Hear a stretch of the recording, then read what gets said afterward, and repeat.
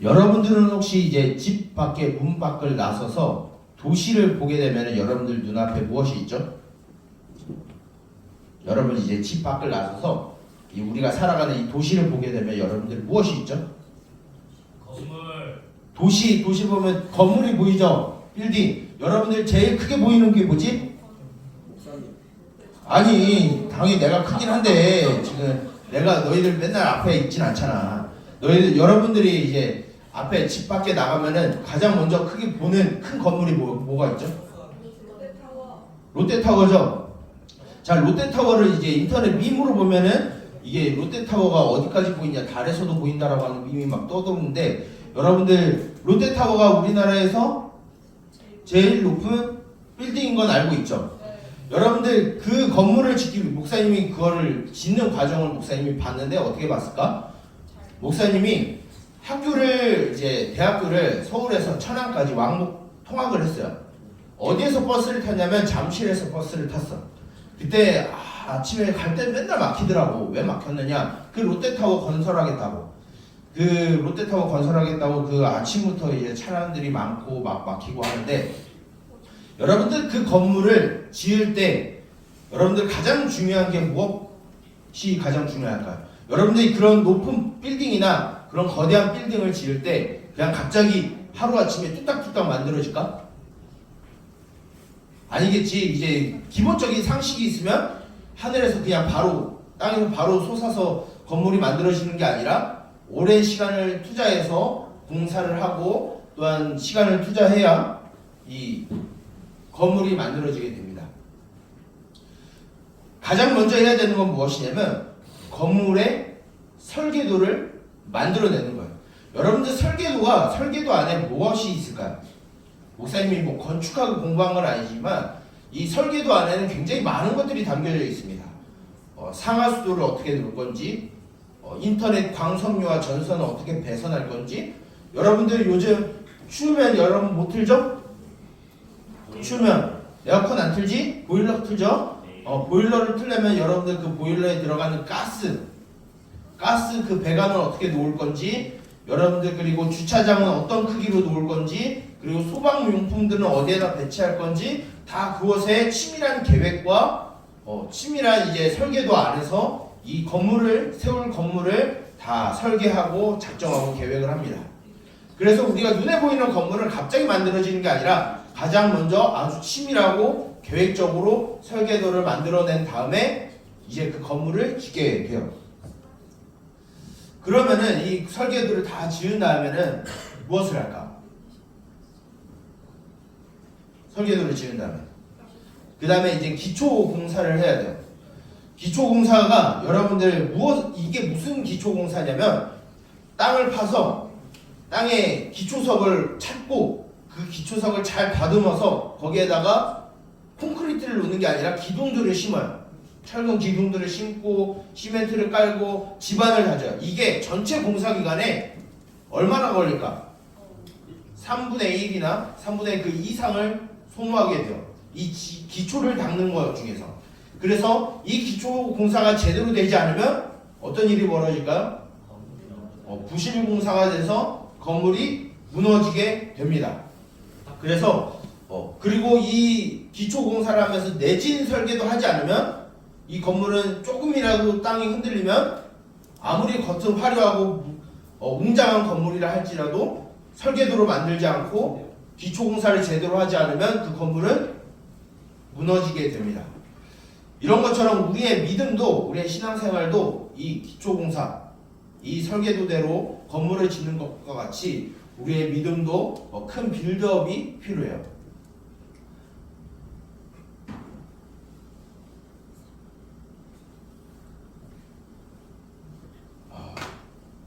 자, 화면 띄워주세요. 좀 넘겨주세요. 우리에게 신앙의 빌드업이 필요한데 어떤 것이 필요하냐면 이 설계도가 필요하고요. 이 설계도로 하는 기초 공사가 필요합니다.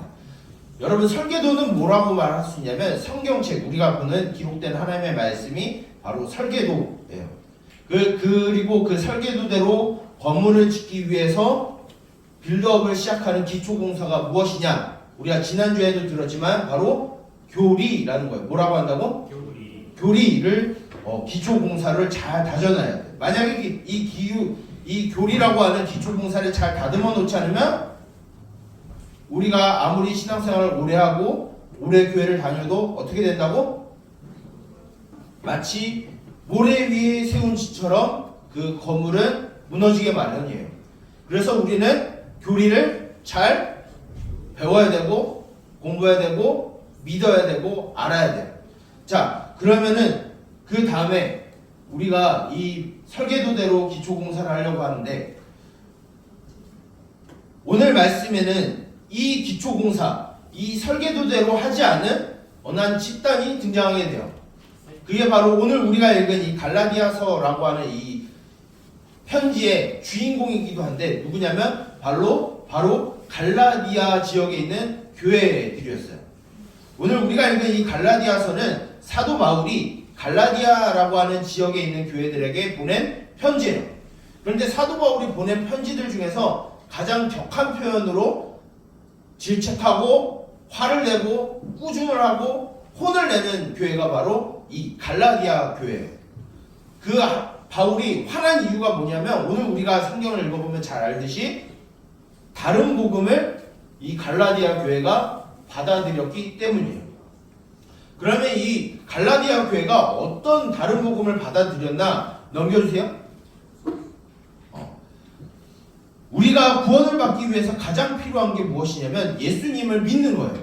예수님을 나의 구주로 믿고 그 예수님 뜻대로 살아가는 게 우리가 구원을 얻은 자로서 살아가는 게 우리 구원받은 자로서의 삶이에요. 그런데 이 갈라디아 교회에 어떤 다른 복음이 들어왔냐면 예수님 믿는 것도 중요한데 너희가 하나님의 나라의 백성이 되기 위해선 모세가 준 율법을 지켜야 되고 거기 있는 절기를 지켜야 되고 할례를 행해야 되고 그리고 장로들 그 말씀에 해석한 장로들의 전통을 지켜야 무엇이 된다? 하나님의 백성이 된다라고 하는 가짜 복음, 다른 복음을 이 갈라디아 교회 안에 들여왔어요. 근데 이것을 들은 갈라디아 교회가 잘못됐다라는 걸 알아야 되는데 왜 그러냐면 사도 바울이 그걸 가르치지 않았어요. 그래서 사도 바울은 무엇을 가르쳤느냐? 넘겨주세요.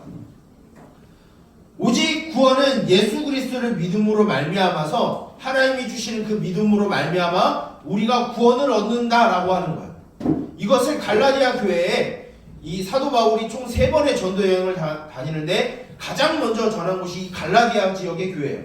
여기에서 사도 바울이 가르쳤던 게 그냥 어떤 유대인들의 율법을 지키고 할례를 행하고 절기를 지키고 장로들의 전통을 지켜서 우리가 하나님의 백성이 되는 게 아니라 우리를 위해서 십자가에 죽으신 그 예수 그리스도를 믿게 됨으로 인해서 우리가 구원을 받는 것이다라고 주구장창 얘기를 했는데 그 사도 바울이 가르쳐주신 그 복음의 내용을 잊어버리고 유대인들이 갖고 온 다른 복음을 받아들여서 예수님 믿는 것도 중요하지만 유대인들의 율법, 절기, 할례, 전통을 지켜야 우리가 하나님의 백성이 될 수 있겠다라고 하는 생각으로 이들이 신앙생활하기 시작했어요. 이것 때문에 사도 바울이 얼마나 화가 났냐면 오늘 말씀을 보게 되면 그런 다른 복음을 전하는 자들에게 무엇이 있다라고 말하고 있죠? 저주가 있을 것이다라고 말하고 이 저주는 무엇이냐면 무슨 마법을 이야기하는 게 아니라 하나님으로부터 단절되는 모든 관계가 단절되는 죽음의 상태에 이르게 될 것이다. 하나님의 심판이 예비되어 있는 자들이 될 것이다 라고 이야기하는 거예요. 즉 우리가 다른 복음 조금 다르게 이야기하면 왜곡된 진리, 잘못된 진리를 우리가 받아들이게 되고 그것을 가르치게 되면 어떤 일이 벌어진다고요? 하나님께 심판을 받는 자리가 된다라는 거예요. 그런데 우리가 이 교회 역사가 대략 2000년 정도 되거든요. 예수님께서 이 땅에서 십자가와 부활 사건 이후에 40일 동안 제자들과 함께 있고 올라가세요. 하늘로 올라가시고 열흘 뒤에 오순절 날에 성령이 오셔서 교회가 시작이 되는데 그때서부터 무엇이 시작되냐면 교회의 역사는 이단과의 전쟁의 역사예요. 넘겨주세요. 2000년 동안 교회는 이 바른 복음을 가지고 이단 거짓 복음과 싸우는 일들을 반복했어요. 그럼 이단이 어떤 것이냐? 오늘 우리가 읽었었던 이 갈라디아서 말씀을 보게 되면 무엇을 이야기하고 있죠? 다른 복음이 유대인들의 율법과 절기와 전통과 할례를 지켜야 무엇이 된다? 하나님의 백성이 된다라고 하는 율법주의라고 하는 이단을 가르쳐줬어요. 이 이단이 그냥 잠깐 있었다가 사라진 게 아니라 쭉 있어 왔어요. 그런데 이것뿐만 아니라 또 다른 이단이 하나 등장하게 됐는데 사도 바울이 가르쳐준 복음을 왜곡시키는 사람이 있었어요. 어떤 사람들이었냐면 자, 우리가 믿음으로 은혜로 구원을 받았으니까 이제 앞으로 우리는 마음대로 살아도 돼. 이미 우리는 하나님의 나라가 보장돼 있으니까 우리가 어떤 행동을 해도 상관없어. 이런 방종, 게으르고 나태한 신앙을 갖게 돼요. 이 양극단의 이단이 교회를 계속해서 괴롭혀요. 이 싸움이 얼마나 됐다고? 2000년 동안. 지금 이 순간에도 이 싸움은 계속되고 있어요. 근데 오늘날에는 조금 다른 양상의 다른 복음과 싸우게 됩니다. 넘겨주세요. 어떤 다른 복음이 오늘날 우리 교회 안에 들어왔냐면 우리의 이성, 우리의 지성, 우리의 경험, 나의 감정이 하나님의 말씀보다 앞서는 다른 복음이 오늘날 우리들에게 들어왔어요. 내 마음에 들지 않으면, 내가 이해되지 않으면, 내가 감동되지 않으면 하나님의 말씀을 믿지 않아요. 그리고 하나님과 이 성경 말씀을 내 이성과 내 감정에 따라 뭘 하냐면 재단해요. 판단해요. 그리고 해부해요. 이것을 뭐라고 한다고요? 오늘날의 다른 복음이에요. 우리가 찬양에서도 고백했지만 우리의 신앙은 무엇이냐면 하나님의 말씀을 따르는 거예요. 그렇게 하나님의 말씀에서 나타나는 진리를 따라가야 하는데 우리는 그것이 아니라 나의 감정이 앞서고 나의 이성이 앞서고 나의 경험이 앞서서 하나님의 말씀보다 내 감정이 우선이 돼요. 내가 합리적으로 이해가 되지 않으면 믿질 않아요. 그런데 성경에서 가르쳐주는 것 중에 우리의 이성으로 도저히 이해할 수 없는 내용들도 굉장히 많아요. 그러면 그것을 믿지 않게 되는 오류를 우리가 갖게 돼요. 그러기 위해서 우리가 가져야 되는 게 무엇이죠? 바른 기초공사, 바른 믿음, 바른 복음을 믿고 아는 거예요. 그것이 바로 성경에서 기초한, 성경에서 출발하는 바른 교리, 바른 복음이라는 거예요. 넘겨주세요.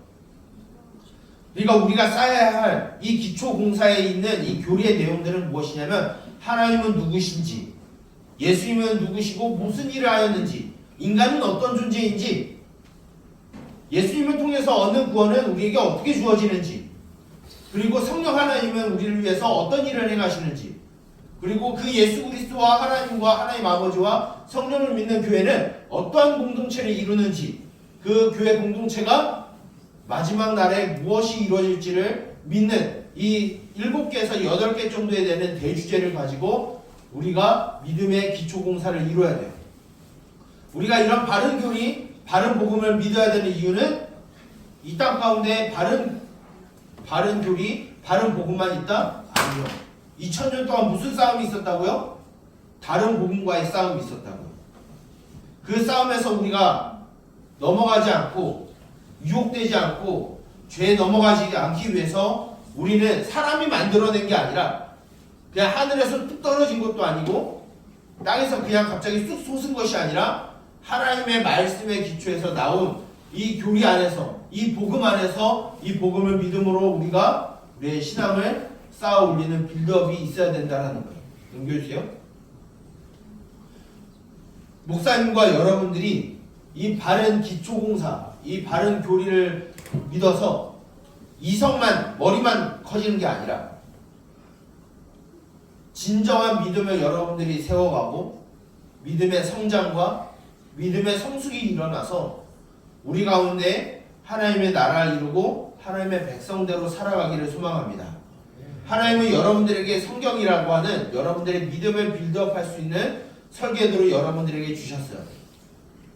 그리고 그 빌드업, 그 믿음을 바로 세울 수 있도록 주어진 게 바로 기초공사, 이 교리라고 하는 기초공사를 하도록 우리들에게 그 시간과 장소를 열어주세요. 우리의 믿음은 갑자기 생겨지지 않습니다. 우리의 믿음은 그냥 하늘에서 한 땅에서 쑥 솟아올라서 어느 순간 갑자기 그렇게 되지 않고 하나님의 오랜 빌드업 속에서 하나님의 오랜 계획 가운데 우리의 믿음은 생겨나고 하나님께서 은혜를 주시는 그 믿음의 그 경륜 안에서 우리는 믿음이 생겨가고 우리의 믿음이 성장하고 성숙돼 가는 거예요. 그런 트레이닝을 위해서 하나님이 바로 성경을 주셨고 그 성경을 통한 교리를 우리에게 주셨어요. 여러분들이 그냥 교회를 아무 생각 없이 지금까지 그냥 습관적으로 부모님 따라왔으니까 안 나오면 어색해서 이 예배 자리에 있는 게 아니라 정말로 바른 믿음, 바른 복음, 바른 교리를 여러분들이 믿고 알아가서 여러분들의 믿음이 성장하고 성숙해서 이 세상 가운데 우리에게 다가오는 그 어떠한 시련과 고난과 유혹 속에서도 이 믿음을 지켜내고 유지하고 보존해내는 신앙의 삶을 살아가기를 우리 예수님의 이름으로 축복합니다. 기도하겠습니다. 살아계신 하나님 아버지, 우리를 포기하지 아니하시고 우리를 때에 따라 돕는 은혜로 우리의 필요를 채우시며 우리를 죄로부터 구원하시는 주님, 그 주님을 믿음으로 우리에게 주어진 이 땅에서의 믿음의 삶을 살아가기를 소망합니다. 그 믿음의 삶을 살아갈 때 때로는 우리를 나태하게 만들고 또한 마음을 분주하게 만드는 다른 복음이 우리를 흔들게 만들고 넘어지게 만들고 있음을 우리가 고백합니다. 그때마다 우리가 다른 것에서, 우리의 이성에서, 우리의 경험에서, 우리의 감성에서 그 답을 찾는 것이 아니라 기록된 하나님의 말씀 성경을 통해서 우리가 알게 해주시고 그 성경에 기초한 그 교리를 우리가 바르게 믿음을 통하여서 우리의 믿음이 성장하고 성숙하는 우리 동일교회 3D 중고등부가 되게 하여 주시옵소서. 이후로 우리 가운데 주 예수 그리스도를 믿는 것과 아는 일에 자라나게 하시고 주 안에서 서로 하나 될 수 있는 주의 교회 공동체가 되게 하여 주시옵소서. 이 모든 것을 예수님의 이름으로 기도드립니다. 아멘.